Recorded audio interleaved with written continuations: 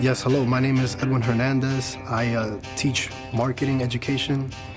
And in regards to how I got on track to go to college, I would say it's something that ever since my elementary school days has been encouraged via teachers that I've had all throughout my years here in Patterson Public Schools, which I attended from kindergarten all the way up to 12th grade. So it was always something that was, thoughts that were placed in my mind, like, look, going to college is the right thing to do. As far as my college experience, I really didn't have anyone in my family or friends or anyone who I knew who were gonna attend college. So it was something completely new to me. Like, I didn't have someone before me. I was basically like the first to complete college, as far as I know, amongst like all of my cousins and whatnot.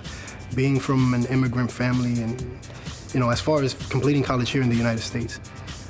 So as far as that whole experience, it was all new. And what I was studying was business, specifically marketing. And my idea was to work in New York City at some office and go to meetings and travel all over the US and the world. But at the same time, while I was in college, I was working as a substitute teacher back here at the high school where I graduated from. And being involved with the community and education was something that also interested me.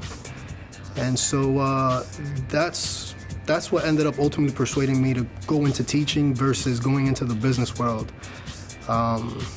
There's this quote by Aristotle, I think it is. He says something about where your talents and the needs of the world meet, then there lies your vocation. And at that time, there were many opportunities to go into teaching. And so that's the choice I made, and I don't have any regrets. As far as the biggest transition, even though, as I mentioned earlier, that going to college was something that was always a thought that was in my mind and something that I had always been encouraged. That last year, my senior year, I was actually like undecided and I procrastinated quite a lot. And I have this one memory of sitting in chemistry class and my teacher at that time, Mr. Joyner, asking me, Edwin, have you applied for college yet? And I said, no. And he was actually like surprised and what would you say, and concerned. And so he said, listen, it's late February, like a lot of the deadlines have passed already. So basically over the weekend, he met or spoke on the phone with a friend of his who was an admissions officer at King College. And he comes back Monday, he tells me, listen, I spoke to a friend of mine and you'll be able to go to King College. If you apply, I can help you get in there. You'll just have to attend the EOF summer program. And it actually turned out to be an advantage because I ended up earning 9 college credits prior to the fall semester.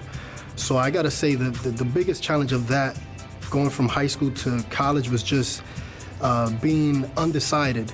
And fortunately, there was someone like Mr. Joyner who took an interest and took that extra step to help me out. So, I don't think I've ever since then been able to thank him. So if by any chance he's watching this, thank you, Mr. Joyner. I guess if I want to think about the future, it's basically helping my daughter to be in a position where she can also have options, putting myself in a position so that she could have options to make different choices versus, being limited. So, that's kind of like my focus there.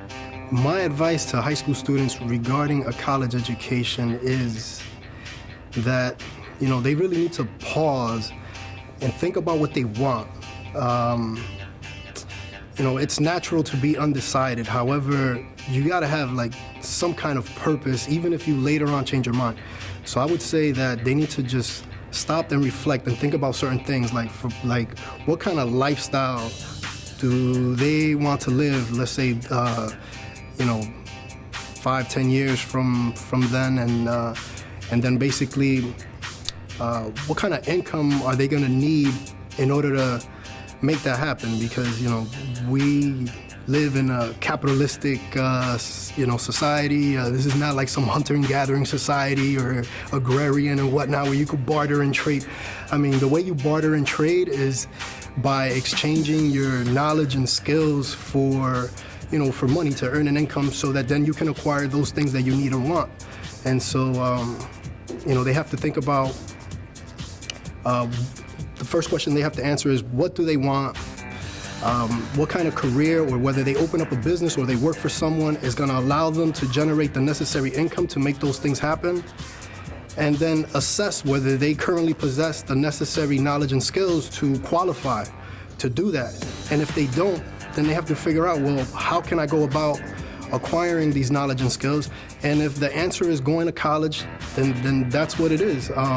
It may not necessarily have to be a 4-year school. It could be some kind of, certification program. Some kind of post-high school education is basically a must, in the current, the current state of how things are. So that's what I would, recommend. It's figure out what they need, and if college is what it is, then that's what you have to do. Don't get into any unnecessary debt if you can. But if what they want, if that's what it requires, and they know that that's what they want to do, in order for them to learn what they need to learn and do what they have to do, then so be it. It'll be a good choice.